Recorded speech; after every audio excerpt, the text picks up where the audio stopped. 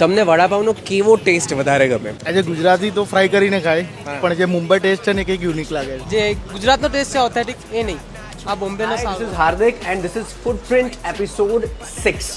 हम एक्सप्लोर कर रहे हैं અમદાવાદમાં એવું ફૂડ કે જે એકચ્યુઅલી અમદાવાદી નથી, રાધર ગુજરાતનું નથી એવું food, and we are exploring vada pav and the all Maharashtrian cuisine. This Siddhi vada pav પર છું, which is my favourite outlet. We have Ritwik also the owner. So basically हमारा शॉप स्टार्ट हुआ था 2013 में. पापा खड़े रहते थे, उनके साथ 2-4 वर्कर्स भी थे.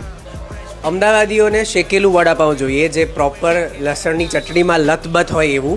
But this is the original authentic place to have the original vada pav, જે મુંબઈમાં જ ઇનોવેટ થયું, મુંબઈથી જ લોકો સુધી પહોંચ્યું. ધ ગ્રેટ ઇન્ડિયન બર્ગર જેને કહેવાય છે.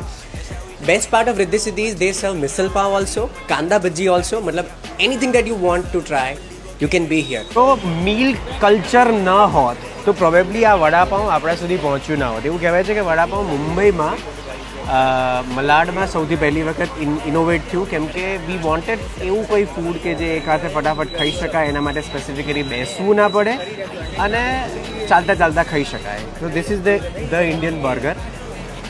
It is just bread, dry chutney and vada pav.